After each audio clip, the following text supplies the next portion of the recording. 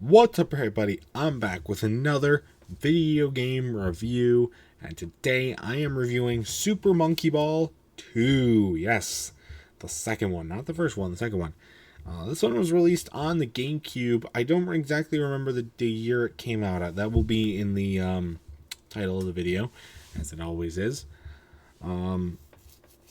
But we hadn't played it on the GameCube. Played a good amount of it. Did the story, by the way. Did not do any like the mini games and stuff. This was my second Super Monkey Ball game behind Super Monkey Ball Bullets. So really my first. But so of course you can know my thoughts about the Super Monkey Ball franchise going into the game. But let's get to the review. I got a lot of thoughts on this game. So the story itself is pretty simple. It's just guy steals a bunch of monkeys' bananas. Another monkey steals monkeys' bananas, and now they gotta go catch up. And there's like, and then you throw in like machines and mazes and explosives and whatnot, and love stories that go into it as well. But like the premise itself is pretty simple, all things considered. But it really didn't need to be anything massive. All the levels in the game are just feel like just kinds of levels that you could play in multiplayer. Some of them are maybe a little bit more difficult, but as far as them all, you can just play them, and they don't feel like interactive levels that you would find in like a platforming video game or whatnot. They just kind of feel like, oh, here's this, do that, go to the end. And it's just, you feel like you could do it in a multiplayer mode, but alas, it is the story mode. So I do think the levels though are okay. I mean, I think there's a lot of things that they just seem a little simple. Like some of them are pretty difficult, like the ones where you have to like narrowly snake way down the to the end of the level. But some of them you just like go really fast and you go straight, and like after like 2 seconds you're at the end of the level. And there's also not a lot of bananas to collect in each level. I wish there were more to collect, because there just seemed like a bunch of unused space that they could fill with bananas. That would make them a little more fun to play, or a little bit more interactivity with the levels and things to do, because some of them you can complete in like a couple of seconds if you don't go for the bananas. And it's just kind of like a little bit more of an incentive to collect the bananas. I think the controls of the game are a little bit stiff. And that's really only if you're going fast, though. So you definitely want to take your time, and you definitely want to hold on to your speed. And I guess that's kind of to be expected. Like, it's not anything like extraordinarily revolutionary control-wise here. Let's be real with ourselves. But it was nice to... but it just felt a little stiff. Like you couldn't make a turn, or you missed something. Just accuracy was not on this game's side for the most part, and that was kind of a big indicator of that. One thing that really annoyed me was the time limit. I don't know why it's there. I get that's for urgency, to not just lollygag around in the levels, and maybe I think that's probably why they didn't include as many bananas to collect in the levels as I think they probably should, is because they didn't want players to get overwhelmed with all the stuff that they might be missing due to the time limit. But there's really not a reason for the time limit to be there. Why can't we just navigate the levels at our own pace, collect all the bananas, and then go? Like, it doesn't really make a lot of sense to include one.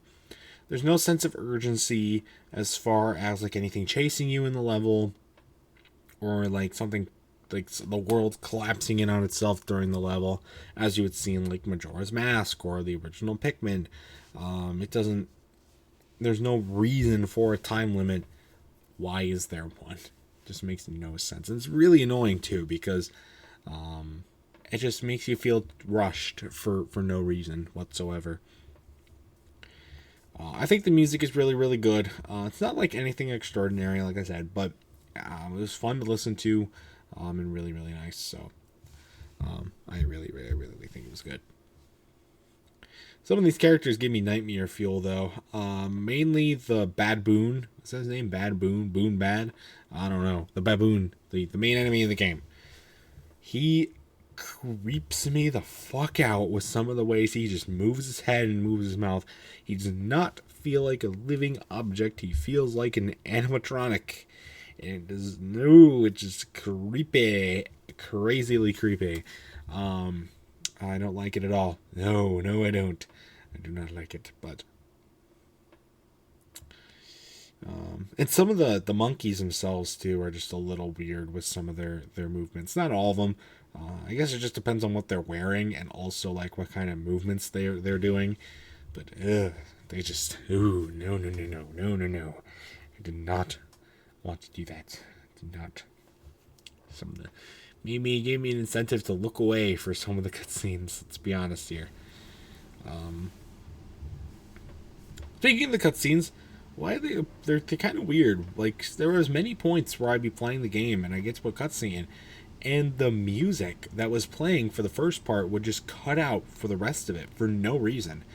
I don't know if that was necessarily the game. It's how the game itself was designed, or that's like because the product of it.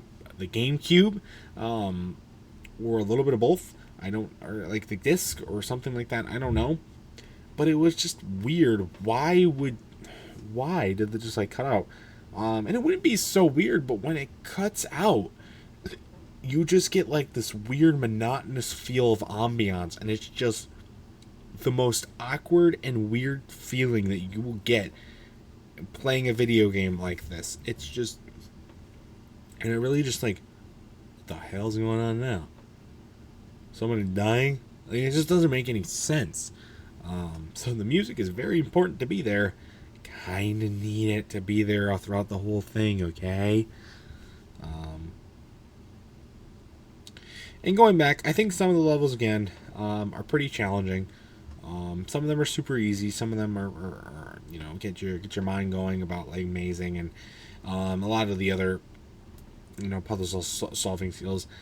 But none of them are like super difficult. Like anybody can probably figure them out after a few tries at least. But you're definitely going to need some attempts to do it. So just be aware of that. So, but overall, I thought this was a pretty fun game. Maybe trying it. I think it's more meant to be like a multiplayer minigame style game. And it really just didn't feel like there was a whole lot to offer when it came to the story mode. And I know a lot of people said that about the first game. I never played the first game. I don't know if I will. But I know a lot of people said that about that. And so they made a second one to give people a lot more to do. It just didn't feel like there was a lot here. I felt like I was yearning for more.